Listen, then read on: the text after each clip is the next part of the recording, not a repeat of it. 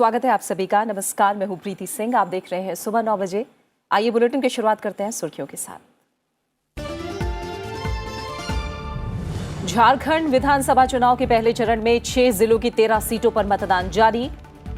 करीब 38 लाख मतदाता 189 उम्मीदवारों के भाग्य का करेंगे फैसला। दांव पर स्वास्थ्य मंत्री रामचंद्र चंद्रवंशी और कांग्रेस प्रदेश अध्यक्ष रामेश्वर उरांव समेत कई दिग्गजों की किस्मत।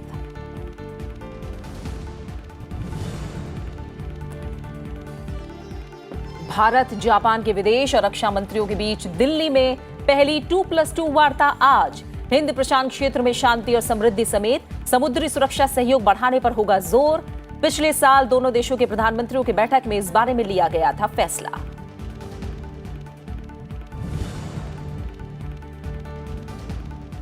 महाराष्ट्र में शिवसेना कांग्रेस एनसीपी गठबंधन सरकार का शक्ति परीक्षण आज। मुख्यमंत्री उद्धव ठाकरे दोपहर बाद फ्लोर टेस्ट का कर सकते हैं सामना। एनसीपी विधायक दिलीप वालसे पाटिल प्रोटेम स्पीकर नियुक्त।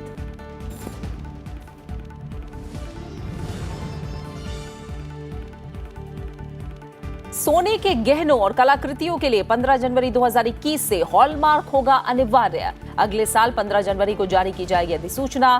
बिना हॉलमार्क वाले पुराने माल को बेचने के लिए सरकार जौहरियों को दे रही है 1 साल का समय।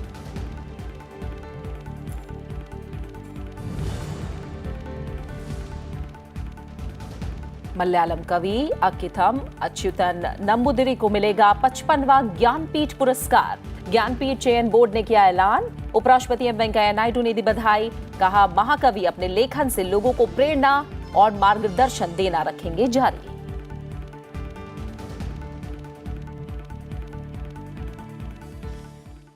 सबसे पहले बात करेंगे झारखंड विधानसभा चुनाव के, जिसके पहले चरण के लिए मतदान जारी है। पहले चरण में 13 सीटों के लिए कुल 37,83,055 मतदाता अपने मताधिकार का इस्तेमाल कर रहे हैं। मतदान सुबह 7 बजे से जारी है।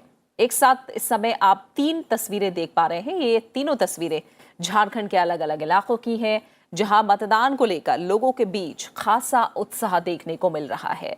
सुबह से ही मतदान केंद्रों पर लोग अपनी बारी का इंतजार करते नजर आ रहे हैं।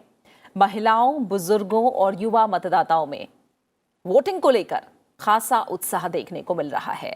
जिन सीटों पर मतदान जारी है इनमें चतरा, गुमला, बिष्णुपुर, लोहरदगा, मनिका, लातेहार, पांकी, डाल्टनगंज, विश्रामपुर, छतरपुर, हुसैनाबाद, गढ़वा और भवनाथपुर शामिल हैं। सभी 13 सीटें नक्सल पीड़ित इलाकों में होने के कारण मतदान 3 बजे तक ही होगा। शांतिपूर्वक चुनाव कराने के लिए भारी तादाद में सुरक्षा बल तैनात किए गए हैं। 1790 को अति संवेदनशील घोषित किया गया है। साथ ही घुसपैठ को रोकने के लिए राज्य की सीमा को पहले ही सील कर दिया गया है। पेट्रोलिंग तेज कर दी गई है। 4 हेलीकॉप्टरों के जरिए हवाई निगरानी भी रखी जा रही है। आपातकालीन स्थिति से निपटने के लिए रांची एयरपोर्ट पर एक एयर एम्बुलेंस भी तैयार है।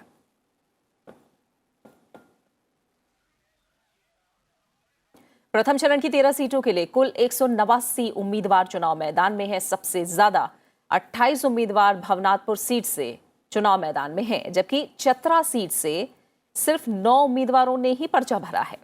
इस चरण के लिए कुल 3,906 मतदान केंद्र बनाए गए हैं और इस चरण में कुल 989 मतदान केंद्रों से वेबकास्टिंग भी की जा रही है। पहले चरण में जहां बीजेपी 13 में से 12 सीटों पर चुनाव लड़ रही है, वहीं हुसैनाबाद की सीट पर उसने निर्दलीय विनोद सिंह को अपना समर्थन दिया है। जबकि विपक्षी गठबंधन में जेएमएम 4, कांग्रेस 6 और राष्ट्रीय जनता दल 3 सीटों पर मुकाबले में है।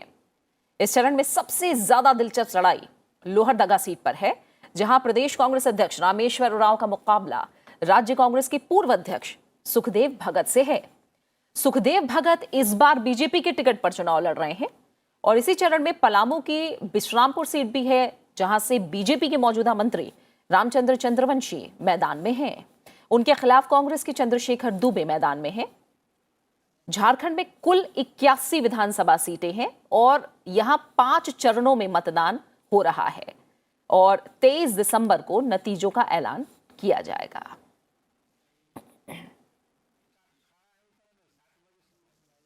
और फिलहाल हमारे साथ जुड़े हैं दैनिक जागरण झारखंड के ब्यूरो चीफ प्रदीप सिंह। प्रदीप जी, बहुत बहुत शुक्रिया आपका राज्यसभा टीवी के साथ जुड़ने के लिए। झारखंड के चुनाव को इस बार आप किस तरह से देख रहे हो? खासतौर से इन 13 सीटों की बात करें तो ये नक्सल प्रभावित सीटें हैं, किस तरह से पहले चुनाव से अलग इस बार का चुनाव दिख रहा है आपको? जी नमस्कार, सुप्रभात प्रीति जी। जी आपने काफी विस्तार से बताया दर्शकों को, और ये 13 जो सीटें हैं ये नक्सल प्रभावित इलाकों में सीटें हैं, और ये इसकी जो सीमा है ये उत्तर प्रदेश से और छत्तीसगढ़ से सटी हुई है। और जो सुरक्षा के जो इंतजाम है, ये चुनौती इसलिए भी है कि आपने देखा होगा पहले झारखंड में कुछ चरण घटाए जाने की योजना थी, लेकिन जब चुनाव आयोग ने यहाँ अधिकारियों से बातें की तो जो फीडबैक आई उसके अनुसार ये था कि चुनाव के चरण घटाए नहीं जाने चाहिए। तो महज 81 विधानसभा सीटों में जो चुनाव होगा वो 5 चरणों में होगा, तो एक काफी लंबी प्रक्रिया जो है वो चुनाव की है। आज उसकी शुरुआत हुई है, और इसके पहले मैं आपको बताऊं कि जो इलाके हैं जहां चुनाव होने वाले हैं वहां नक्सलियों ने गड़बड़ी फैलाने की भी कोशिश की। हालांकि इन इलाकों में बहुत भारी संख्या में सुरक्षा बलों की तैनाती की गई है, तो नक्सली पीछे जाने को मजबूर हुए हैं। तो एक सबसे बड़ी जो चुनौती है वो नक्सलियों से निपटने की चुनौती है, और जो इनका एक एजेंडा रहता है कि वोट बहिष्कार का, यह प्रभावी ना हो, ज्यादा से ज्यादा वोटर्स जो हैं वो निकले। और मैं आपको बताऊं कि बहुत अच्छा ट्रेंड देखने को मिल रहा है। मैंने कुछ साथियों से जब बातचीत की तो ग्रामीण इलाकों में, शहरी क्षेत्रों में तो अभी वोटर्स की तादाद जो है वो बूथों पर थोड़ी कम है, लेकिन ग्रामीण क्षेत्रों में काफी संख्या में लोग मतदान करने के लिए आ रहे हैं। दिव्यांग वोटर मतदान करने के लिए आ रहे हैं, जो बहुत बुजुर्ग हैं 80 वर्ष से ऊपर, वो लोग भी मतदान करने के लिए आ रहे हैं। और बहुत ज्यादा इनोवेटिव उपाय निर्वाचन आयोग ने किए हैं, इसका प्रतिफल है। और लगातार निर्वाचन आयोग ने जो जागरूकता कार्यक्रम चलाए हैं, इसका प्रतिफल है कि नक्सल प्रभावित इलाका होने के बावजूद यहाँ से मतदाताओं का जो टर्नअप है बूथों पर वो बहुत अच्छा है, और लोकतंत्र के लिए इसे शुभ संकेत माना जाना चाहिए। बिल्कुल प्रदीप जी, बिल्कुल। और इसीलिए आज जो चुनाव का दिन है, हम कहते हैं कि वो मतदाताओं के बारे में बात करने का दिन है, और जो कोशिशें चुनाव आयोग की तरफ से की गई हैं उसका असर अच्छा देखने को मिले, बड़ी तादाद में लोग बाहर निकलें और वोट करें, हम भी उम्मीद कर रहे हैं। प्रदीप जी, अगर बहुत संक्षेप में आप बताएं हमें कि इस बार जो राजनीतिक समीकरण है वो किस तरह से अलग है? करूंगा प्रीति जी। तो यहाँ के ट्रेंड जो है वो झारखंड के लोकसभा चुनाव के ट्रेंड से विधानसभा चुनाव के ट्रेंड अलग होते हैं। अगर आप 2014 की बात करें तो उस समय जो विधानसभा चुनाव में जो परिणाम आए थे वो लोकसभा चुनाव के परिणाम उससे इतर थे। अभी जब 2019 का लोकसभा चुनाव का परिणाम आप देखेंगे तो इन 13 में से 12 सीटों पर भारतीय जनता पार्टी जो है वो उन इलाकों में भाजपा जो है उन्होंने लीड किया है। लेकिन विधानसभा चुनाव में ये ट्रेंड बना नहीं रह पाता है। 2014 में इन इलाकों में 6 सीटों पर भारतीय जनता पार्टी के उम्मीदवारों ने जो जीत दर्ज किया था, और मुझे लगता है कि बहुत ज्यादा उलटफेर नहीं संभावित है इन इलाकों में। यह परिणाम इसी परिणाम के इर्द गिर्द ही रहेगा, और कई कद्दावर प्रत्याशी इन इलाकों से चुनाव लड़ रहे हैं, उनकी राजनीतिक प्रतिष्ठा दाव पर लगी। जी हाँ, बड़े नाम रामचंद्र चंद्रवंशी, स्वास्थ्य मंत्री, कांग्रेस प्रदेश अध्यक्ष रामेश्वर उरांव समेत तमाम बड़े नाम हैं जो आज अपनी किस्मत जिनकी दांव पर लगी हुई है इस चुनाव में। बहुत बहुत शुक्रिया प्रदीप जी आपका हमारे साथ जुड़ने के लिए और विस्तार से हमसे बातचीत करने के लिए, इस जानकारी को फिलहाल हम तक पहुंचाने के लिए बहुत बहुत शुक्रिया आपका। आइए खबरों में आगे बढ़ते हैं। महाराष्ट्र में उद्धव ठाकरे के नेतृत्व वाली शिवसेना एनसीपी कांग्रेस दलों की गठबंधन सरकार का आज फ्लोर टेस्ट होना है। पीटीआई के मुताबिक आज विधानसभा में दोपहर बाद शिवसेना एनसीपी कांग्रेस सरकार के अपना बहुमत साबित करने की संभावना है। हालांकि राज्यपाल भगत सिंह कोश्यारी ने मुख्यमंत्री उद्धव ठाकरे को बहुमत साबित करने के लिए 3 दिसंबर तक का समय दिया है। उद्धव सरकार जल्द से जल्द बहुमत साबित करना चाहती है जिससे मंत्रिमंडल का विस्तार किया जा सके। विधानसभा के विशेष सत्र के दौरान नए अध्यक्ष का चुनाव और राज्यपाल का अभिभाषण भी होना है। फ्लोर टेस्ट से पहले एनसीपी विधायक दिलीप वालसे पाटिल को कालिदास कोलंबकर की जगह राज्य विधानसभा के प्रोटेम स्पीकर के रूप में नियुक्त किया गया है।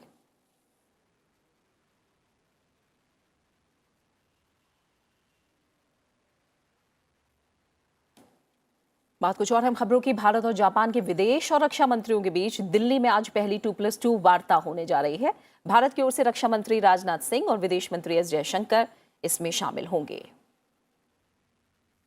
वहीं जापान की ओर से विदेश मंत्री तोशिमित्सु मोतेगी और रक्षा मंत्री तारो कोनो बैठक में हिस्सा लेंगे।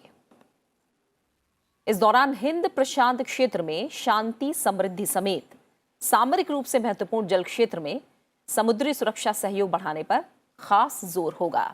भारत जापान के बीच होने वाली 2+2 बैठक से दोनों देश रक्षा और सुरक्षा सहयोग को मजबूत करने की समीक्षा और विचारों का आदान प्रदान कर सकेंगे। पिछले साल अक्टूबर में भारत जापान 13वें वार्षिक शिखर बैठक के दौरान प्रधानमंत्री नरेंद्र मोदी और उनके जापानी समकक्ष शिंजो आबे ने इस तरह की बैठक का फैसला लिया था। इस बैठक के जरिए रक्षा संबंधों और आर्थिक साझेदारी से जुड़े मुद्दों पर सहयोग बढ़ाने पर जोर दिया जाएगा। विदेश और रक्षा सचिव पहले ही अधिकारी स्तर की 2+2 बैठक कर चुके हैं। इससे पहले भारत अमेरिका के साथ भी 2+2 वार्ता कर चुका है। When it comes to the 2+2, on the economic front, I think there are, one is expecting that on the transport corridor, the Mumbai-Ahmedabad corridor, which is stalled for want of buying land, they're expecting a move forward on that one. I mean, they're hopeful, but whether it happens or not is the issue.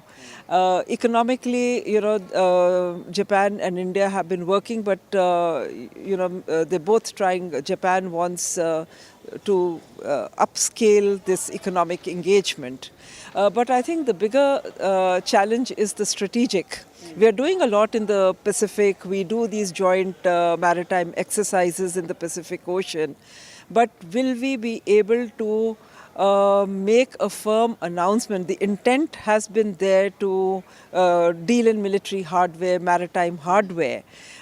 The big push would be if we can make an announcement that we have, agreed to move forward with this transfer of defense military hardware. विदेश मामलों के संपादक अखिलेश सुमन इस समय हमारे साथ जुड़े हुए हैं। फिलहाल उनका रुख करते हैं अपनी तरह की पहली 2+2 वार्ता है अखिलेश, और खासतौर से हम जानते हैं कि जो समुद्री सुरक्षा है उस पर मुख्य फोकस हो सकता है। आपके नजरिए से किस तरह से अहम रह सकती है ये बैठक? देखिए, बैठक बहुत अहम है इस मामले में कि हमारा अभी अमेरिका के साथ 2+2 चल रहा है। दूसरा 2+2 मिनिस्ट्रियल लेवल पे हमने जापान के साथ शुरू किया है, और भारत और जापान और अमेरिका तीनों कई मामलों पे एक साथ काम करने की सोच रहे हैं। और ऐसे में जो 2+2 वार्ता है आज, देखिए मैं पहले ये बता दूं कि 2+2 वार्ता आज जब होगी तो उसमें खास तौर पे दो चीजें महत्वपूर्ण हैं। एक तो कि रक्षा में सहयोग, जो एम्फीबियस एयरक्राफ्ट है, भारत चाहता है कि जापान भारत को एम्फीबियस एयरक्राफ्ट दे, लेकिन चूंकि जापान की अपनी कुछ कानूनी अड़चने हैं जिसके कारण जापान अभी इस पर सहमत नहीं हुआ है, तो जापान को अपने यहाँ उन कानूनी अड़चनों को दूर करना होगा। तो एक वो मामला है। दूसरा मामला है मैं बताऊं, एक तो कि भारत के नॉर्थ ईस्ट में जापान ने इन्वेस्टमेंट की काफी इच्छा जाहिर की थी। तो भारत के नॉर्थ ईस्ट में जो इन्वेस्टमेंट है, खासतौर पे इंफ्रास्ट्रक्चर में इन्वेस्टमेंट, उस इन्वेस्टमेंट में भारत बताएगा कि क्या क्या अवसर है और जापान अपनी तैयारियों के बारे में बताएगा। और जो खबरें आ रही हैं अभी तक सूत्रों के मुताबिक, तो जब जापान के प्रधानमंत्री भारत आएंगे तो हो सकता है नॉर्थ ईस्ट में भी जाएं एक बार घूमने के लिए।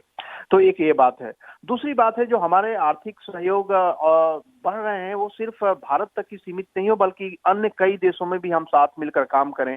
जैसे अभी कोलंबो के राष्ट्रपति आए हुए थे, श्रीलंका में भी भारत और जापान मिलकर साथ काम करना चाहते हैं। पहले उन्होंने थोड़ा काम किया भी है।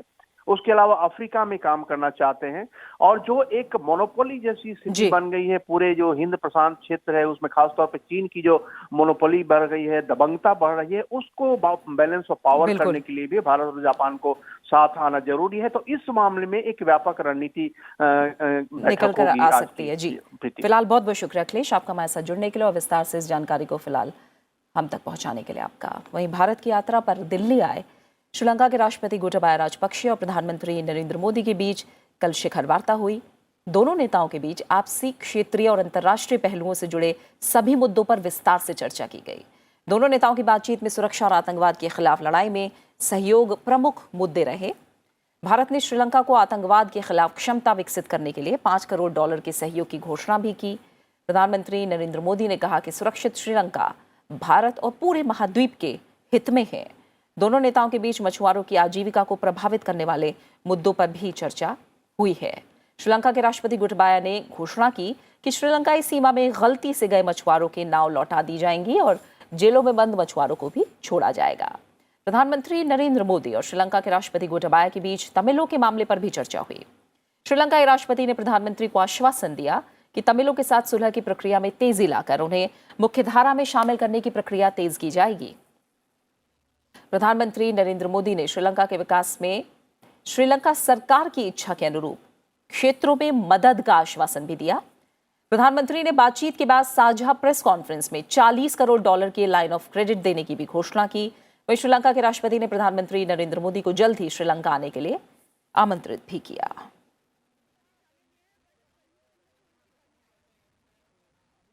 श्रीलंका के राष्ट्रपति ने राष्ट्रपति रामनाथ कोविंद से भी मुलाकात की। इस दौरान दोनों राष्ट्राध्यक्षों के बीच आपसी हितों से जुड़े कई अहम मसलों पर चर्चा हुई है।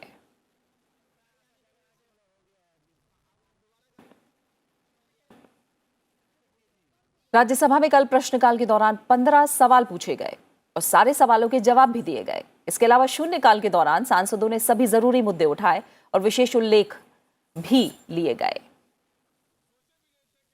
सभापति एम वेंकैया नायडू ने इसके लिए सदस्यों का आभार जताया। सभापति ने सदस्यों को शून्यकाल से जुड़े नोटिस तय समय सीमा तक जमा कराने की सलाह दी। उन्होंने सदस्यों को बताया कि वो नए ऐप के माध्यम से ऑनलाइन नोटिस जमा कर सकते हैं। There is a slight change with regard to admission of 0 hour. Earlier it was through notice only. Now online also is introduced. Keeping that in mind, the time, upper limit of time is 9 o'clock. So that the notice should come to me, I should go through it and then approve it. Then it should go to Secretariat. Secretariat has to place it there. The practical problem is coming. Many members are not aware whether it admitted or not. They are coming here during the session. So, morning I had a meeting with the Secretariat. It will be 9 o'clock. Before that, everyone has to notice. And you know the Lok Sabha rule. They consider yesterday's evening up to yesterday's evening only. But still, I will experiment with this 9 o'clock in the morning for some time and then move on. उपराष्ट्रपति M Venkaiah Naidu ने media से संसद के अंदर सांसदों के केवल सनसनीखेज टिप्पणियों और व्यवहार की जगह सदन में जनहित से जुड़े ठोस कार्यों के कवरेज को तरजीह देने की बात कही है। उपराष्ट्रपति आवास में टीवीआर शेनॉय पुरस्कार वितरण कार्यक्रम में उन्होंने ये बात कही और कहा कि मीडिया लोकतंत्र का चौथा स्तंभ है। ऐसे में उसे संसद की प्रक्रियाओं को और सरल भाषा में जनता तक पहुंचाना चाहिए। चुने हुए प्रतिनिधियों को जनता के प्रति जवाबदेह रखने में मीडिया की अहम भूमिका है।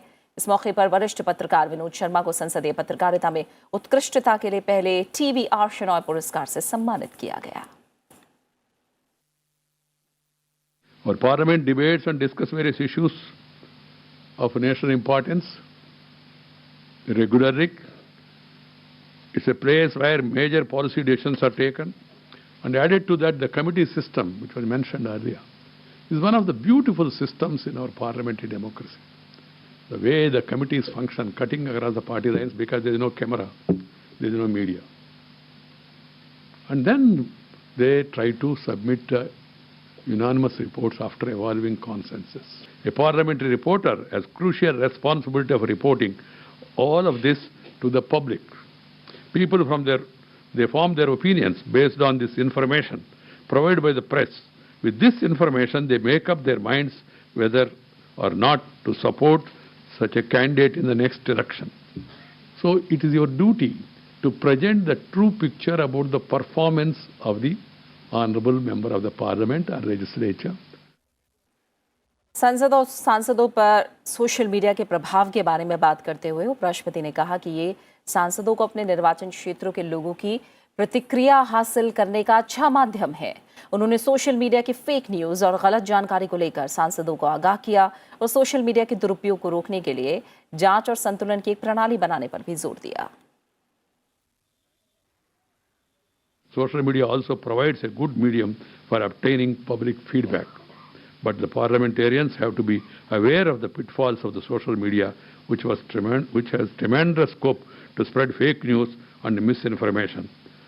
We need to create a system of checks and balances to curb the possible misuse of social media by anti-social elements. Today only I have suggested in Parliament, Rajya Sabha, to have an informal group of members of parliament. I asked Jairam Ramesh to take initiative in that regard and sit together, discuss about the pornography in the social media and the way the children are being misled. It is going to be the biggest challenge to our family system, to our values, because certain sections of the social media are totally misleading the children and spoiling their thoughts and career. Hyderabad में महिला doctor के साथ दुष्कर्म और फिर हत्या के मामले में पुलिस ने कल मुख्य आरोपी समेत 4 आरोपियों को गिरफ्तार कर लिया। सभी आरोपियों के खिलाफ निर्भया एक्ट के तहत केस दर्ज किया गया है। सभी आरोपियों को आज अदालत में पेश किया जाएगा। हैदराबाद पुलिस ने कहा कि आरोपियों को जल्द से जल्द और कड़ी सजा के लिए मामले को फास्ट ट्रैक कोर्ट को सौंपने का अनुरोध किया जाएगा। वहीं केंद्र ने कहा कि सभी राज्यों को परामर्श जारी किया जाएगा कि वो महिलाओं के खिलाफ होने वाले अपराधों का पता लगाने के लिए एहतियाती कदम उठाए। केंद्रीय गृह राज्य मंत्री जी किशन रेड्डी ने कहा कि वो तेलंगाना सरकार के अधिकारियों से लगातार संपर्क में है ताकि इस मामले में शामिल सभी आरोपियों को सख्त सजा दी जा सके। पुलिस ऑफिशियल से बात कर रहा हूं, कल्प्रिट्स को कुछ लोगों को पकड़ा ऐसा मालूम पड़ा, मगर पूरा ये मामला जनता के सामने आना चाहिए। जिस कल्प्रिट को पूरा फांसी का पनिशमेंट मिलना चाहिए। सोने के आभूषण और कलाकृतियों के लिए हॉलमार्किंग 15 जनवरी 2021 से अनिवार्य होगी। केंद्रीय उपभोक्ता मामलों के मंत्री रामविलास पासवान ने कहा कि गुणवत्ता सुनिश्चित करने के लिए ये निर्णय लिया गया है। उपभोक्ता मामलों का विभाग सोने की हॉलमार्किंग को अनिवार्य बनाने के लिए 15 जनवरी 2020 तक एक अधिसूचना जारी करेगा। हालांकि ज्वेलर्स को अपना मौजूदा स्टॉक क्लियर करने के लिए इस फैसले को लागू करने के लिए 1 साल की अवधि दी जाएगी। साथ ही 1 साल में हर जिले में हॉलमार्किंग केंद्र बनाने और सभी जौहरियों का रजिस्ट्रेशन करने का लक्ष्य भी रखा गया है। केंद्र सरकार ने राष्ट्रीय राजमार्गों पर टोल पेमेंट के लिए अनिवार्य रूप से फास्टैग लागू करने की तारीख 15 दिसंबर तक बढ़ा दी है। सड़क परिवहन और राजमार्ग मंत्रालय ने पहले इसकी तारीख 1 दिसंबर तय की थी। मंत्रालय ने कहा कि नागरिकों को फास्टैग प्राप्त करने के लिए पर्याप्त समय देने की दिशा में हमने फी प्लाजा वाले सभी लेन को फास्टैग फी प्लाजा 15 दिसंबर से घोषित करने का फैसला किया है।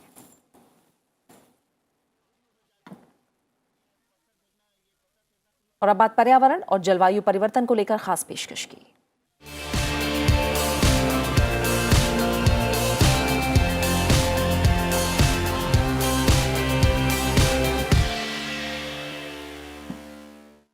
जलवायु परिवर्तन से महिलाओं पर सामाजिक और आर्थिक दबाव बढ़ रहा है। एशिया और अफ्रीका में जलवायु परिवर्तन की वजह से पुरुषों को अपने खेतों को छोड़कर काम धंधे की तलाश में शहरों की ओर पलायन करना पड़ रहा है, जिससे घर पर रहने वाली महिलाओं पर काम का दबाव बढ़ रहा है। पुरुषों के पलायन के बाद महिलाएं घर पर अकेली रह जाती हैं और उन्हें अकेले ही अपने बच्चों और खेतों का ध्यान रखना होता है। यही वजह है कि महिलाएं विषम परिस्थितियों में अपना जीवन जीने के लिए मजबूर हैं। इससे उनके स्वास्थ्य पर भी असर पड़ रहा है।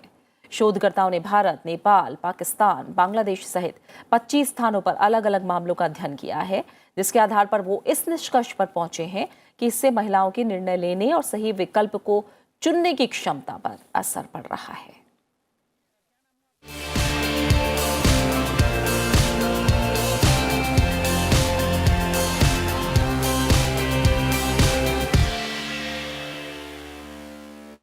मलयालम के प्रमुख कवि अकिथम को 55वें ज्ञानपीठ पुरस्कार के लिए चुना गया है। ज्ञानपीठ चयन बोर्ड ने शुक्रवार को इसकी घोषणा की। अकिथम का नाम मलयालम कविता जगत में आदर के साथ लिया जाता है। उनका जन्म 1926 को हुआ था और पूरा नाम अकिथम अच्युतन नंबूदिरी है और वो अकिथम के नाम से लोकप्रिय हैं। उन्होंने 55 पुस्तकें लिखी हैं, जिनमें से 45 कविता संग्रह हैं। पद्म पुरस्कार से सम्मानित अकिथम को साहित्य अकादमी पुरस्कार, केरल साहित्य अकादमी पुरस्कार, मातृभूमि पुरस्कार, वायलट पुरस्कार और कबीर सम्मान से भी नवाजा जा चुका है। उपराष्ट्रपति एम वेंकैया नायडू ने मलयालम के प्रमुख कवि अकिथम को ज्ञानपीठ पुरस्कार के लिए चुने जाने पर बधाई दी है। उपराष्ट्रपति ने ट्वीट किया कि अकिथम ने मलयालम साहित्य में उल्लेखनीय योगदान दिया है। महाकवि अपने लेखन से लोगों को प्रेरणा और मार्गदर्शन देना जारी रखेंगे। जापान के पूर्व प्रधानमंत्री यासुहिरो नाकासोने का निधन हो गया है। प्रधानमंत्री नरेंद्र मोदी ने जापान के पूर्व प्रधानमंत्री यासुहिरो नाकासोने के निधन पर शोक जताया है। प्रधानमंत्री ने ट्वीट किया कि जापान के प्रमुख राजनेता रहे और पूर्व प्रधानमंत्री यासुहिरो नाकासोने के निधन पर मैं संवेदना प्रकट करता हूं। 23 साल के अंतराल के बाद भारत यात्रा पर आने वाले वो पहले जापानी प्रधानमंत्री थे। उनकी ये यात्रा हमेशा यादगार रहेगी। दोनों देशों के द्विपक्षीय संबंधों में उनका योगदान बेहद बहुमूल्य है। उन्हें भारत जापान मित्रता के शिल्पी के रूप में याद किया जाएगा। ब्रिटेन के मशहूर लंदन ब्रिज के निकट शुक्रवार को हुई चाकूबाजी को आतंकवादी घटना घोषित किया गया है। इसमें 2 लोग मारे गए हैं और कई अन्य घायल हुए हैं। स्कॉटलैंड यार्ड ने फर्जी विस्फोटक जैकेट पहने एक पुरुष संदिग्ध को घटनास्थल पर मार गिराने की पुष्टि की। ब्रिटेन के प्रधानमंत्री बोरिस जॉनसन ने एक बयान में कहा है कि फिलहाल जांच जारी है। बात खेलों की। नेपाल की राजधानी काठमांडू में खेले जा रहे 13वें दक्षिण एशियाई गेम्स में वॉलीबॉल में भारतीय महिला टीम और पुरुष टीम ने शानदार प्रदर्शन करते हुए सेमीफाइनल में जगह बना ली है। भारतीय महिला टीम सेमीफाइनल मुकाबला आज मालदीव के खिलाफ खेलेगी। भारतीय महिला टीम ने बांग्लादेश की टीम को शिकस्त देकर सेमीफाइनल में जगह बनाई है। वहीं भारतीय पुरुष टीम ने मेजबान नेपाल की टीम को हराया। इस जीत के साथ ही भारतीय टीम ग्रुप ए में शीर्ष पर रही। और इसी के साथ फिलहाल सुबह 9 बजे की खबरों में मेरे साथ इतना ही। एक छोटे से ब्रेक के बाद आप देख सकते हैं ब्रेकफास्ट न्यूज। नमस्कार।